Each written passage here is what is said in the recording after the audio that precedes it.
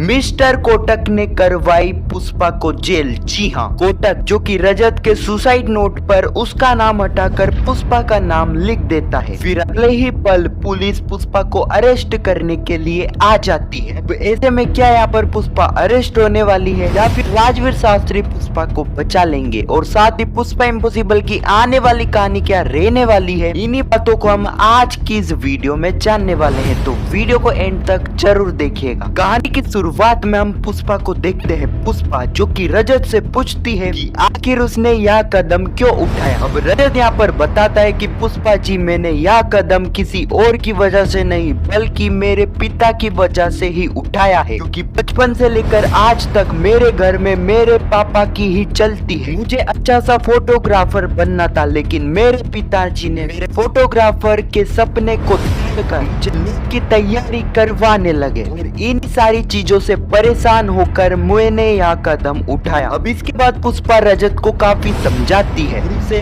वचन देने के लिए भी कहती है कि वह आगे से यह कदम नहीं उठाएगा। और पुष्पा के और रजत की ये सारी ही बातें मिस्टर कोटक सुन लेता है। अगले ही पल हम राजवीर शास्त्री को देखते हैं। राजवीर शास्त्री जो कि पुष्पा को बताते हैं कि पुष्पा जी, आज आपकी परीक्षा का दिन है। आज ही के दिन मेंटल की कम्युनिटी आने वाली है। वह आपसे सवाल पूछेगी कि आखिर आप लॉयर क्यों बनना चाहती हो। बस आपको उनके सामने सही सोच समझ कर जवाब देना है। अगले पल हम कॉलेज के प्रिंसिपल को देखते हैं, जो कि पुष्पा को बुलाते हैं और पुष्पा को यह कहते हैं, पुष्पा जी मुझे माफ करना, लेकिन आप इंटर्नशिप कम्युनिटी मीटिंग आप अटेंड नहीं कर सकती हो। पुष्पा काफी ज्यादा शॉक हो जाती है और पुष्पा को कुछ समझ में भी नहीं आता है। प्रिंसिपल पुष्पा को यह समझाते हैं कि पुष्पा जी, रजत ने अपने सुसाइड नोट पर आपका नाम लिखा है। आपकी वजह से ही उसने सुसाइड करने की कोशिश करी थी और इसी सिलसिले में पुलिस आपसे पूछताछ करने भी आने वाली है। अब यह सुनने के बाद पुष्पा के पैरों तले जमीन खिसक जाती है। पुष्पा को यह विश्वास नहीं होता है कि रजत ने उसके सुसाइड नोट पर उसका नाम लिखा था। रजत ने तो उसे यह बताया था कि वह सुसाइड अपने पिता की वजह से कर रहा था, और यही बात पुष्पा प्रिंसिपल को समझाने की कोशिश करती है। अगले ही पल इंटर्नशिप की मीटिंग स्टार्ट हो जाती है, लेकिन इस वक्त तक पुष्पा वहाँ पर नहीं आई थी और राजवीर शास्त्री काफी परेशान भी हो रहे थे। लेकिन नैना को यहाँ पर कुछ दाल में काला लग रहा था कि आखिर पुष्पा मीटिंग में क्यों नहीं आई। अगले ही पल हम पुलिस को देखते हैं, जो कि पुष्पा से पूछताछ करती है। पुष्पा यहाँ पर पुलिस को समझाती है कि सर, रजत ने मेरी वजह से सुसाइड नहीं करी है और रजत ने सुसाइड नोट पर मेरा नाम भी नहीं लिखा था। हो सकता है कि किसी ने उस सुसाइड नोट को बदल दिया हो और आप यही चीज रजत से जाकर पूछे कि उसने किसकी वजह से सुसाइड करी थी, वह आपको सब सच बताएगा। लेकिन यहाँ पर पुलिस के पास तो एक काफी बड़ा सबूत था, जिसके चलते वह पुष्पा की बातें ना